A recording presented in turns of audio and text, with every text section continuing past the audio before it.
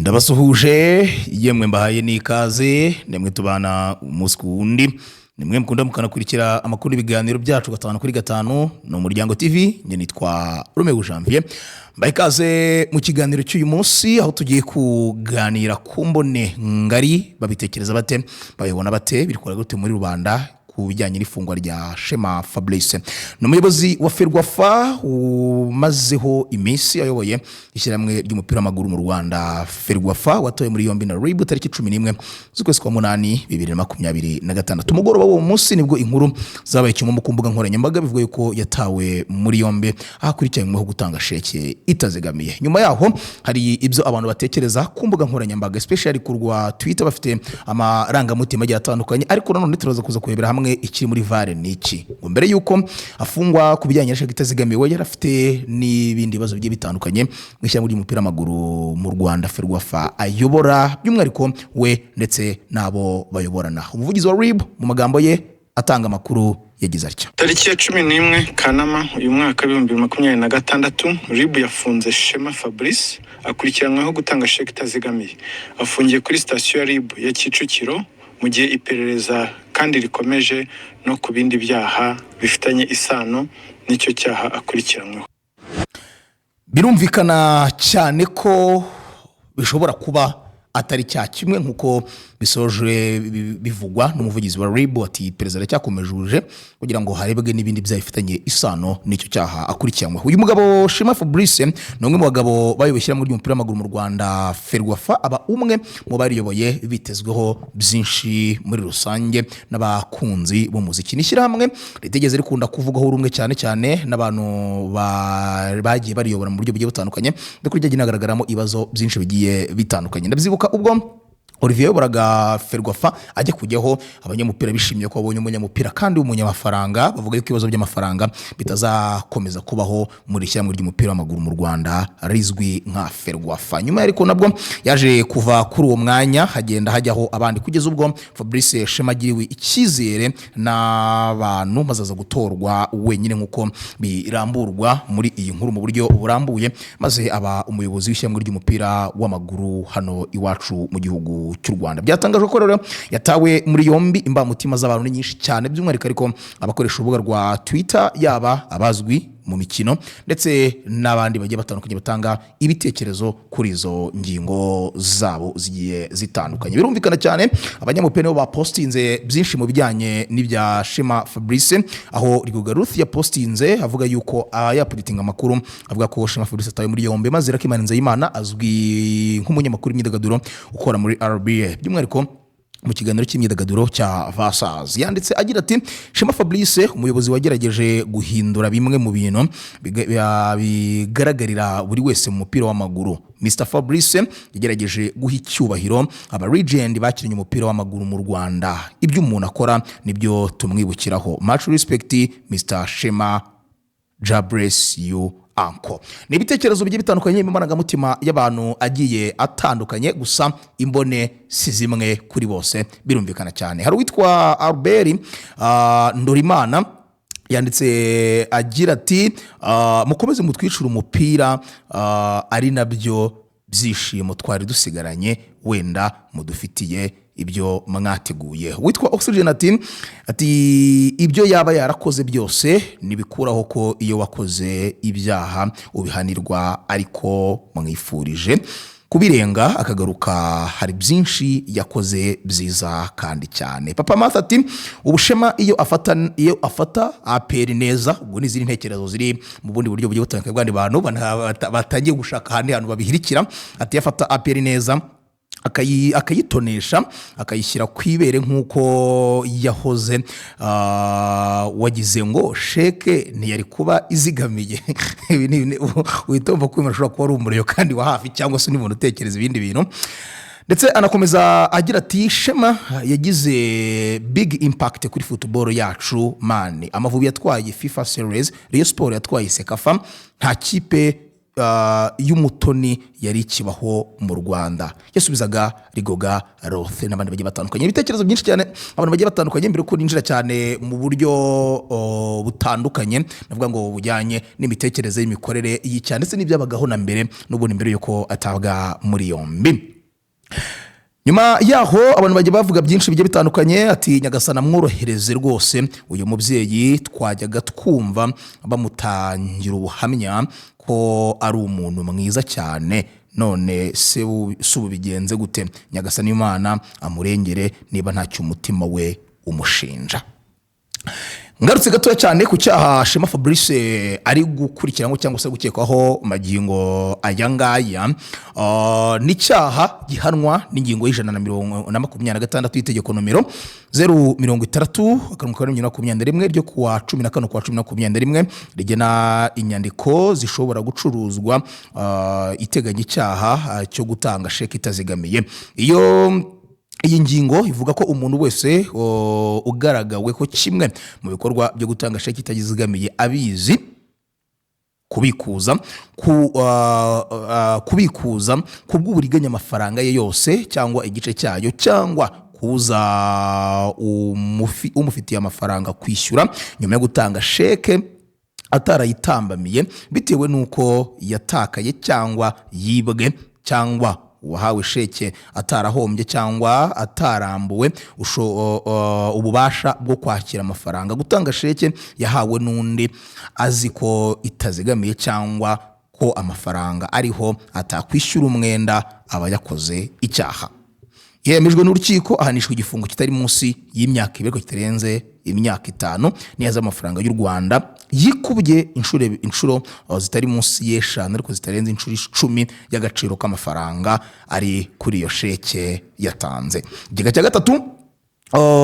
cya gatatu bitabangamiye ibihano biteganywa n'itegeko riteganya ibya n'ibihano muri rusange, ikigo gifite ubuzima gatozi gihamijwe icyaha giteganyijwe n'iyi ngingo gicibwa ihazabu ivugwa mu gika cya 2 cy'iyi ngingo. Ubu birumvikana ni hagati y'5 ndetse n'10 muri rusange. Kuri Twitter ya Joseph Akuzwumuremyi Mr VAR ya postinze ibigiye bitandukanye, navuga ngo binarenga kubyo byatangajwe n'abantu bamwe na bamwe. Urumva nyine bahita bakubaza ngo niki kiri muri VAR. Ya postinze agira ati Shema arafunzwe n'ubundi hagati ye na Excom bayoboranaga Ferwafa ishyamba atari ryero. Kuri uyu wa kabiri tariki 11 z'ukwa 2026 RIB yatangaje ko yataye muri yombi Shema Fabrice akurikiranywe icyaha cyo gutanga sheki itazigamiye.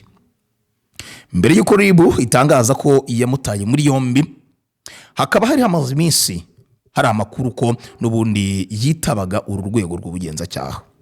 Ubwo ni zandani mu mikino. Shema Fabrice yatorewe kuyobora Ferwafa mu nteko rusange isanzwe yabereye muri Serena Hotel tariki 30 Kanama 2025 muri manda y'imyaka 4. Akaba yari umukandida umwe rukumbi ku mwanya wa president, ndetse gutorwa kwe bita bijyana n'urutonde rw'abantu 8 yari yatanze rwemejwe na komite nyobozi nshya ya Ferwafa nk'uko amategeko y'amatora yabiteganyaga.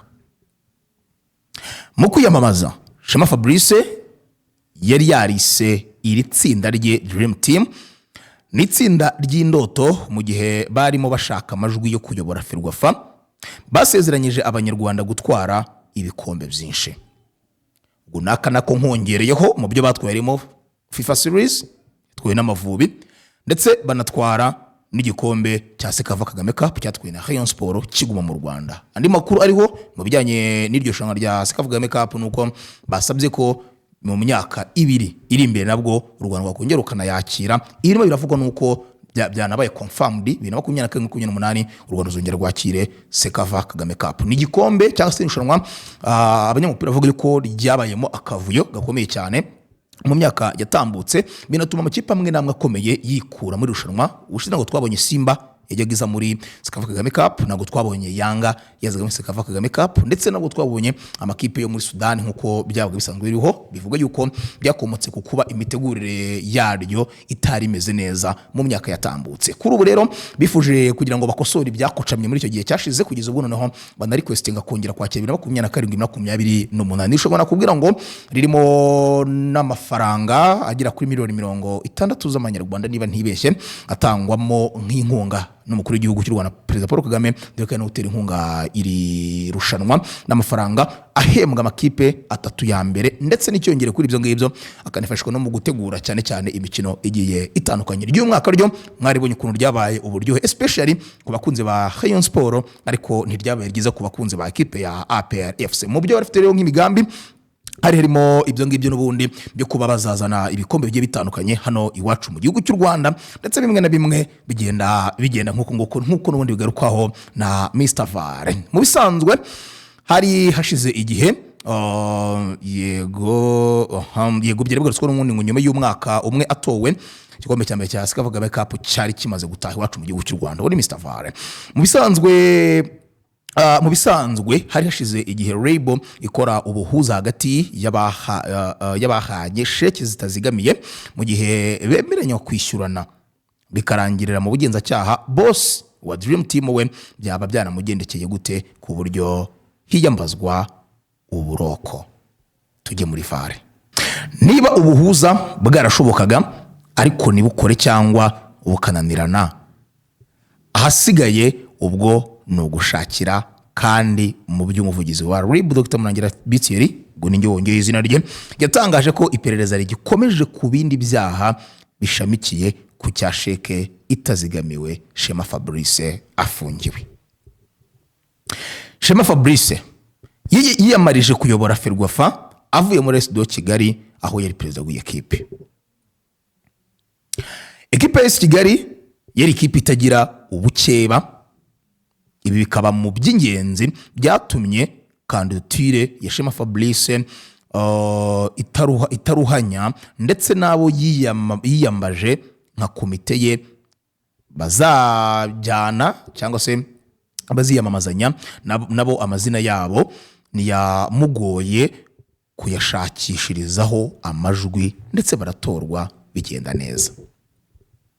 Gusa bivuga ko Shema abaribo batangiye kugirana ibibazo ubwo nabo batoranye bwa mbere, aho ngo yatangiye kujya afata ibyemezo batabizi, ariko cyane cyane birimo amafaranga, aho bimwe mu bivugwa ko byashingirwagaho no kubimenyane. Aho turi muri Vare ya Joseph. Bitangira hari imyanya ibiri muri komisiyo ya FIFA yahaye Ferwafa, birangira perezida ayitanze atamenyesheje bagenzi be. Umwe yarawihaye, undi awuha umudamu bari inshuti muri SD Kigali utari muri komite yayo, ariko aba hafi y'ikipe. Bagenzi be muri komite ubwo ni Excom ngo birababaza cyane.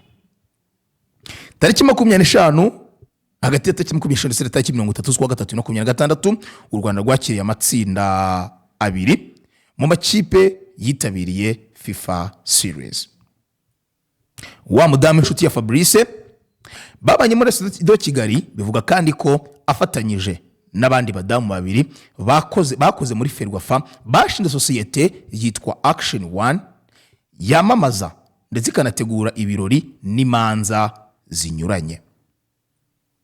Bivugwa ko rero Shema Fabrice yahaye Action isoko ryo gutegura ibibera muri FIFA Series, ariko irihabwa nta makuru Excom ibifiteho, nta n'isoko ritanzwe muri Ferwafa.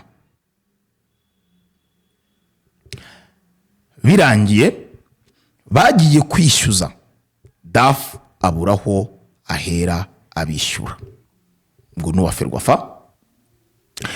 Bivugwa ko ivuka rya Action One ryari ku mpamvu yari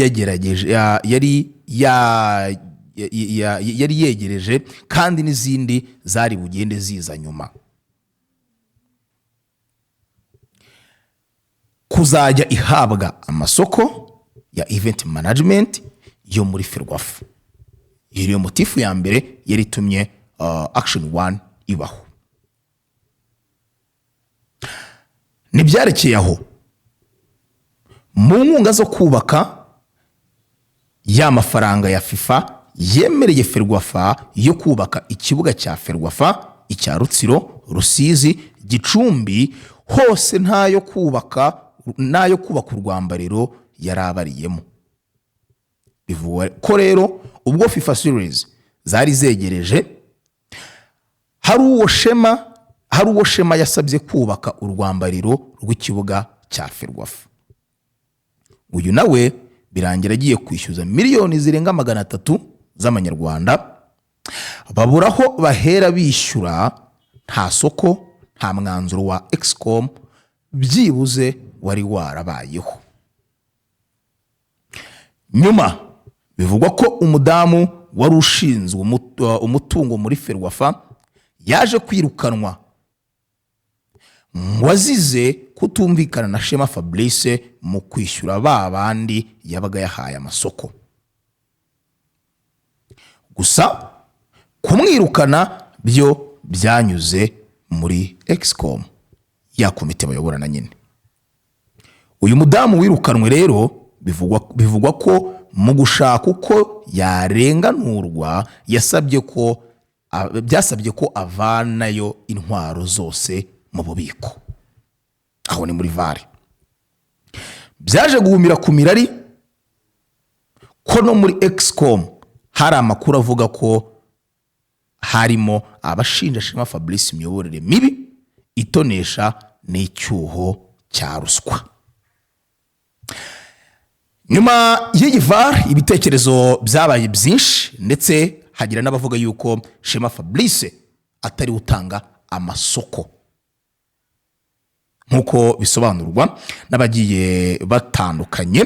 Bavuga yuko amasoko atangwa na SG, bitari president wa Ferwafa utanga aya masoko.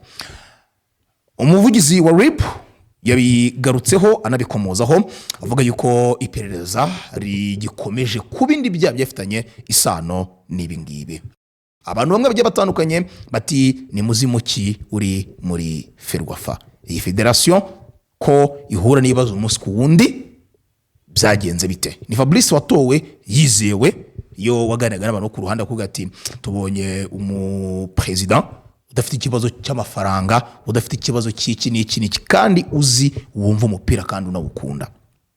Mu bitekerezo nabonye hari n'uwagarutse ku kijyanye n'ibibuga, avuga ko bimwe mu bintu Shema yakoze bikomeye cyane byiza, ko byibura yabashije gushyiraho amarushanwa ahoraho ya U17. Avuga ko mu gihe cye cyangwa se kuri manda ye yazamuye uduhimbaza musiki tw'abasifuzi mu giciro cya gatatu, cya kane mu giciro cya mbere.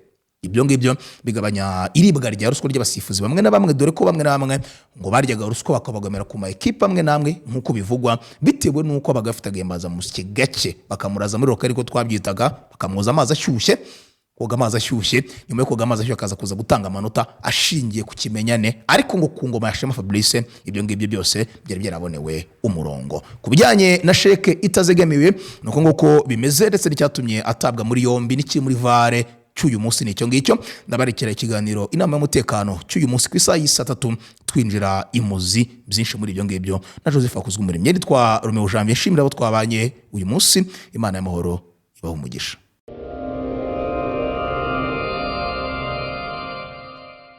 Muraho, waba uri kubaka cyangwa se gusana ukaba ukeneye ibikoresho byo kurangiza inzu yawe mu mucyo utangaje? Credo Ceramics nicyo gisubizo cyawe. Credo Ceramics bafitiye amakaro meza y'ubwoko bwose utasanga ahandi, harimo n'ayamamaye ku isi hose ya Sagi Ceramics. Tubafite n'ibindi bikoresho by'ubwubatsi birimo amarangi meza ndetse n'imashini ziyavanga mu mabara yose wakwifuza. Tubafite parafo za rangete, dushe na tuwarete byose byiza cyane. Dusanga imbere ya gare ya Remera unyuze mu muhanda uri munsi ya sitasiyo ku nyubako ya Ikaro Plaza.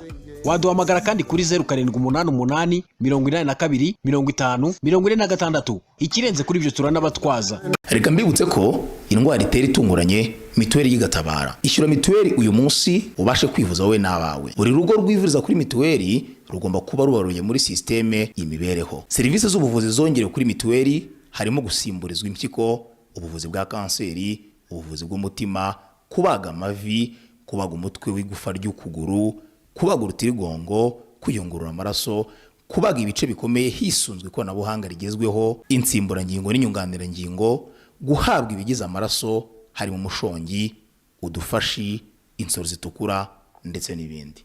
Africa Bureau ni urubuga rwashinzwe n'abahanga mu by'ubwubatsi n'abahanga mu bijyanye no gukora ibishushanyo mbonera by'amazu y'ubwoko bwose bo mu gihugu ndetse n'abo hanze y'igihugu. Africa Bureau ifite abakozi babifitiye uburambe mu gutegura imishinga y'ubwubatsi mu nzego zose, ibishushanyo, amazi, amashanyarazi, interior design n'ibindi. Ibishushanyo dukora bikubiyemo amazu yo guturamo, ubucuruzi, inganda, inyubako zikorerwamo imyidagaduro, ibigo bitangirwamo serivisi nk'ibitaro, hoteli, ibiro, apartment n'ibindi. Dutegura ibishushanyo na dosiye yuzuye byose bikenerwa mu mushinga wo kubaka ku buryo uguze umushinga ahita akomeza mu gushaka ibyangombwa byo kubaka. Uguze umushinga wo kubaka muri Africa Bureau website tumufasha kubona icyangombwa cyo kubaka nta yandi mafaranga atanze. Izindi serivisi zijyanye n'ubwubatsi zitavuzwe haruguru nazo zitangirwa muri Africa Bureau.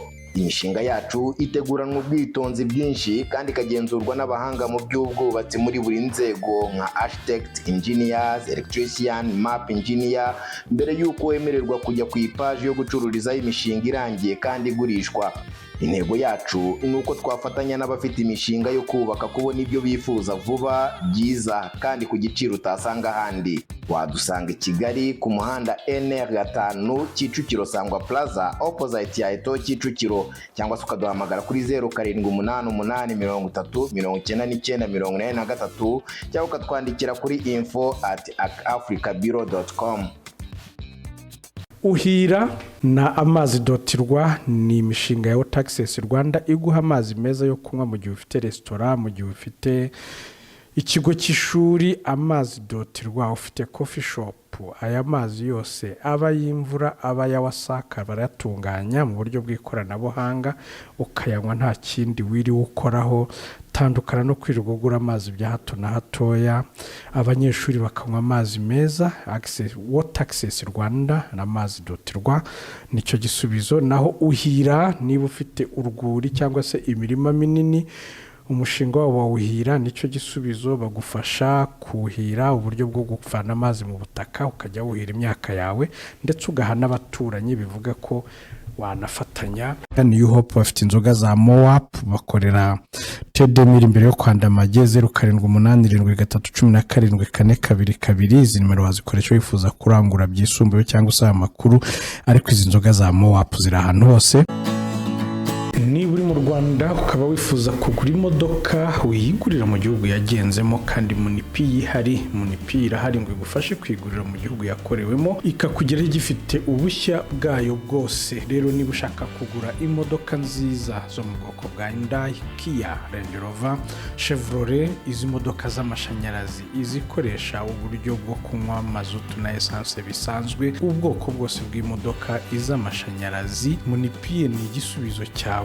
Munipi ikorereza imodoka zivuye muri Korea ndetse no mu Bushinwa kandi mu biciro nk'ibyo ku ruganda. Niba ushaka gutumiza no gutunga imodoka nababwiye hejuru, zaba iza hybrid cyangwa iz'amashanyarazi, bahamagare cyangwa bandikire kuri WhatsApp kuri nomero 0788227090. Wanakoresha kandi nomero yo ku cyicaro cyabo muri Korea, guteranya 82 bakaguha amakuru arambuye. Wihendwa cyangwa ngo ugure ibishaje, Munipi Limited irahari, ni igisubizo cyawe, aho igutumiriza imodoka kandi ikakugeraho mu bushyashya bwayo bwose.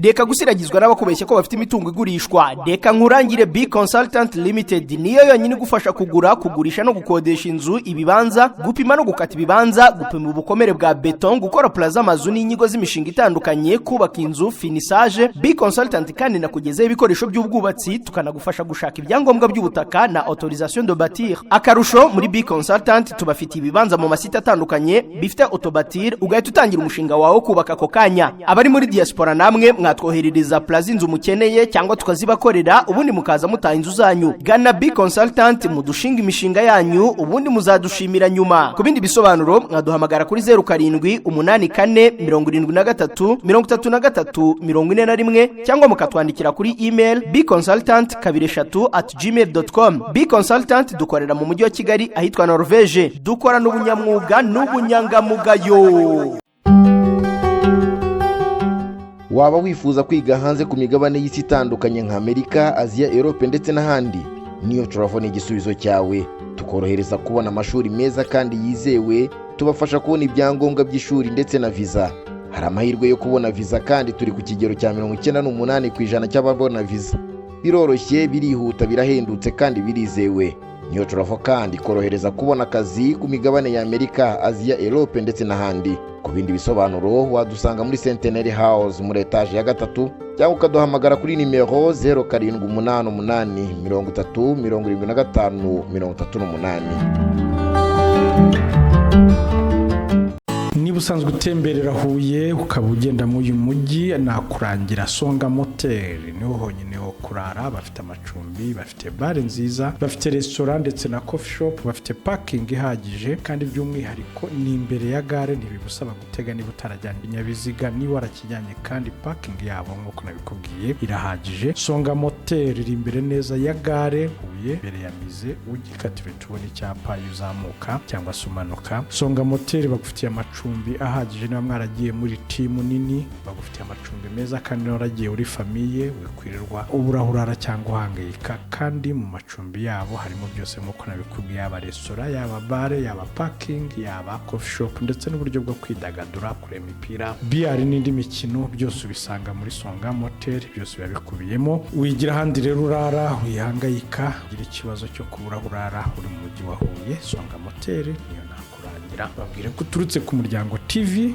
ibindi barabyimenyera, bagukorere discount kuri serivisi zose uri buhasabe. Buildescape Innovation niyo igufitiye uburyo bwiza bwo kongerera ikibanza cyawe agaciro mu bwubatsi, mu kukwigira, korera inyigo, design, igishushanyo mbonera, mu kugufasha kubona icyangombwa cy'ubutaka cyangwa se no kugukorera uburyo bwo kukubakira inzu ijyanye n'ubushobozi ufite. Igakorana n'amabanki. Buildescape Innovation igakorera i Remera, ukaba wahamagara kuri 0783335633 niyo nimero yabo wababonaho. Uburambe muri siporo itazibagirana mugezwaho n'umuryango mugari w'abakinnyi b'imikino y'amahirwe mu Rwanda. Ba umwe muri bo, 40bet, tsindira amamiliyoni aka kanya.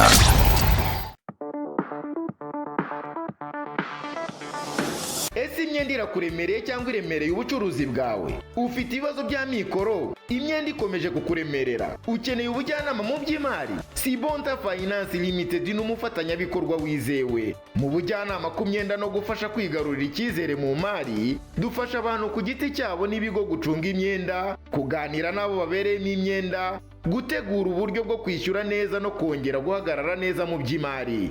Ubujyanama bw'umwuga mu by'imari, tubafasha gukora igenamigambi ry'imari, gucunga amafaranga yinjira n'asohoka, gutegura ubucuruzi no gufata ibyemezo byiza by'imari.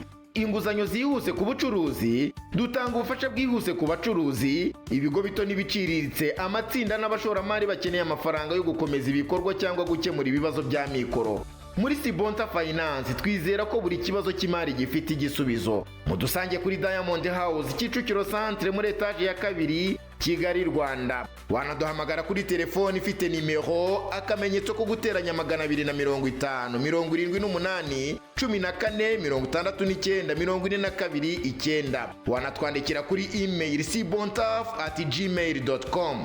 Sibonta Finance Limited, umufatanyabikorwa wizewe mu gukemura ibibazo by'imari no guteza imbere ubucuruzi. tekana hamwe na Gama Travel and Tour Agents, ikigo kigufasha gutegura no gutunganya kinyamwuga ingendo z'indege no gutembera muri gahunda ya Visit Rwanda. Gama Travel and Tour Agents nibo bonyine bashobora kuguha tike y'indege cyangwa kuguhindurira tike utiriwe uva aho uri, kubera ko bafite uburyo bwizewe bwo kwishyura hakoreshejwe ikoranabuhanga, aho wifashisha Visa Card cyangwa Mastercard. Muri gahunda ya Visit Rwanda bagutegurira byose kuva kuri tike, kuri hoteli uzararamo kugeza ku hantu nyaburanga uzasura mu Rwanda, bakanakwishingira ugize ikibazo cy'uburwayi cyangwa impanuka mu gihe uri mutembera, bagahita bakuzanira indege y'ubutabazi medical plane evacuation. Ku bafite certificate ya TOEFL Test of English as a Foreign Language ya 4.0 Basic English, bakaba kandi biga muri kaminuza ibijyanye n'ubworozi livestock nka Animal Science, Animal Husbandry, Veterinary Medicine. Bahabwa amahirwe yo gukora paid traineeship stage yishyurwa buri kwezi